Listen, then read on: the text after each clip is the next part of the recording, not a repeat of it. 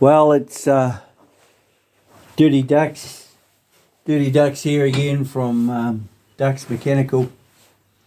I know you'll all be missing me. Today we are going to have an educational, do a little bit of educating. This bike came into me and I was asked to have a look at it from another bike shop, and before we go any further, what I would like to say is that there's a few of you out there that know about this motorcycle, and if you do, can you please keep it to yourself who's done this work. I don't run this site as a bagging site or pointing the finger, and in the same manner that if you were the guy who done this work, just keep quiet. You don't have to defend yourself or anything. This is purely educating people on their own bikes. Nothing more, nothing less. Anyway, without further ado, so this bike came into me to get a second opinion on it, and this is what I found.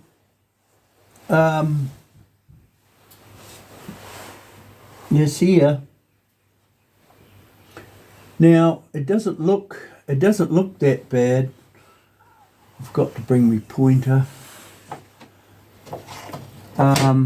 Doesn't look that bad at first glance, but then you notice here there's a weld round here, right? And that shouldn't be there.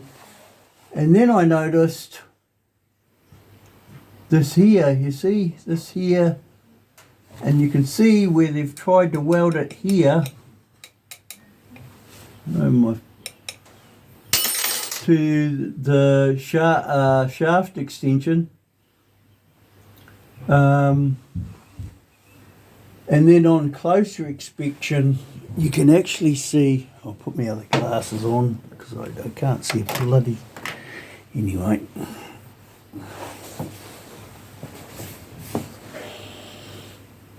I'll try and get in there and focus it, but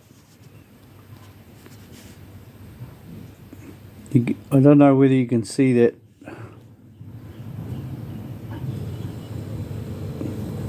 Put it that way maybe. And you can see how they've stepped. They've actually put it in the lathe and machined that, which I'd find is very, very hard to do. They've machined that, and then they've machined the rotor in here, and they've either done one of two things. Yeah, they've machined this, they've machined that, and then they've welded this onto this and slid it back on. And the reason why they've done that is because, get me pointer, because I just can't get my big fat fingers in there.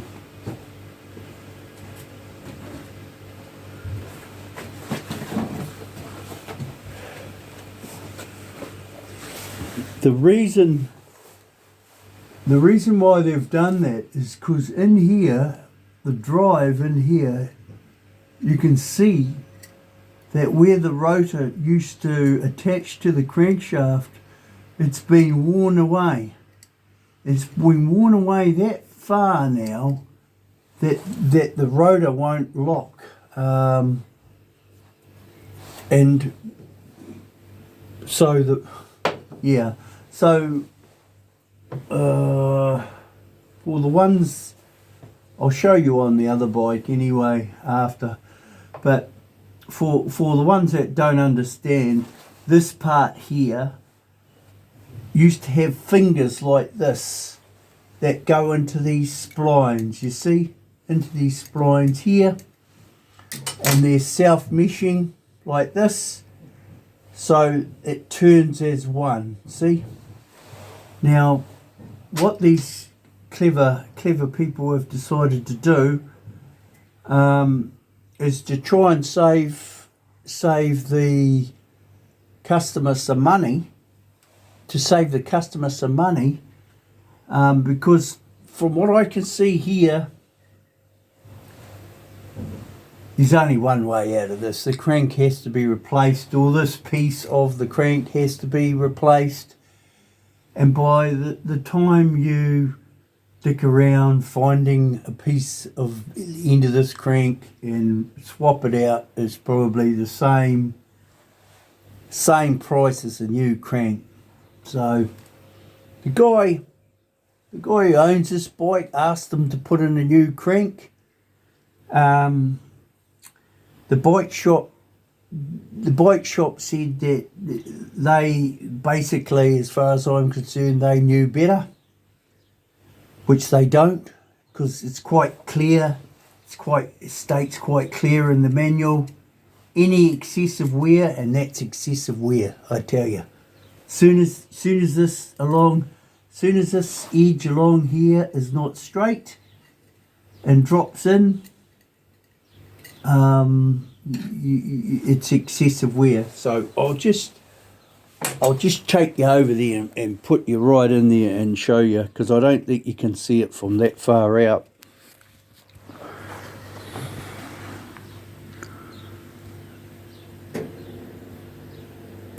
All right, and I didn't get on the terps last night. Well, you can see it, the excessive wear here. See the step? And it sort of tapers, right? Now,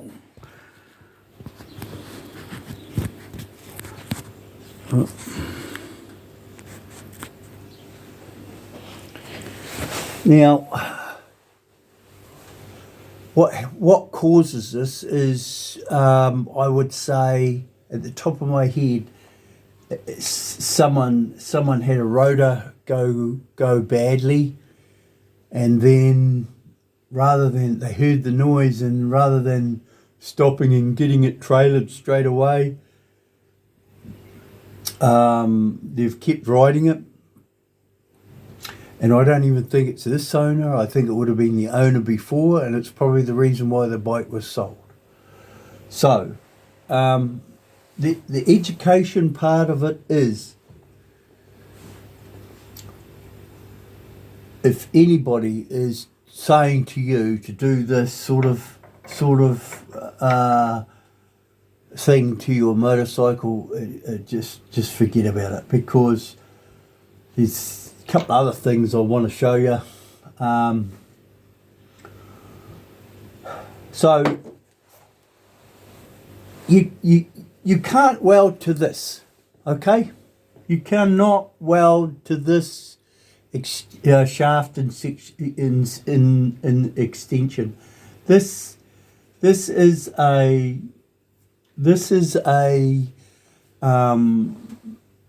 be a high tensile, high carbon part. I'm amazed they even got to a machine that when you weld to things like this, you're actually dicking around with the molecular structure of the item, and I can tell that because you can see that the weld is just smashed right off it. Even though they've penetrated it, it's smashed off, you see, which tells me that this steel is so hard it's not to be welded. There's always ways of doing it, yes, but the thing is, the other problem is that the heat which is going into this rotor, right, then allows, you're putting so much heat into this rotor, is that the magnets the magnets that are glued on the inside are liable to dislodge and come adrift in there.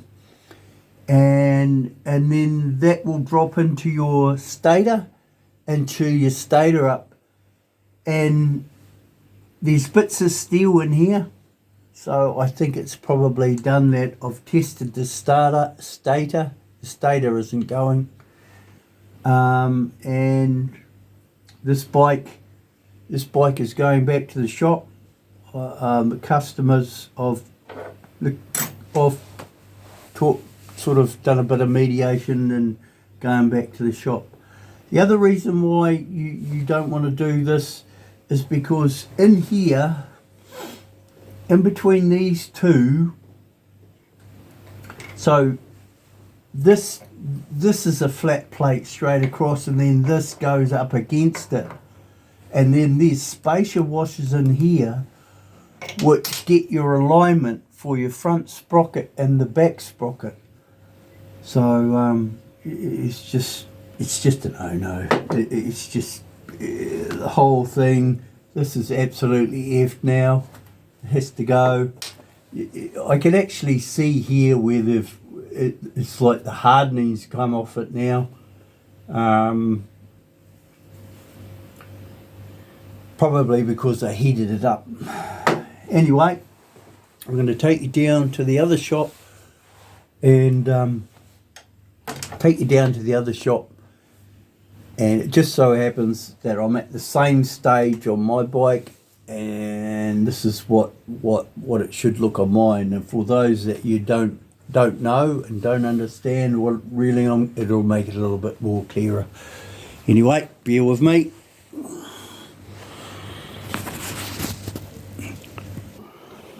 Right, back in the other shop. This is old Betsy. This is my bike. I'm going to try and do this holding the phone without pushing any buttons, which usually is nearly impossible, without wobbling. So this is what the other one should look like. Okay, that shows you a big difference. And this is what I'm talking about. These are the spacer washers what go on here. There's usually 1 to 2. At the moment I'm making a new big one for mine because it had too many. Right, they go on there like so. That goes on there like so.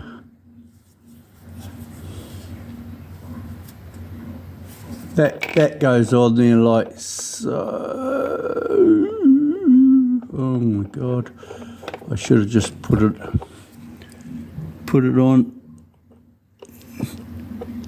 There we go. Had hair around it, I'd be in there, I tell you.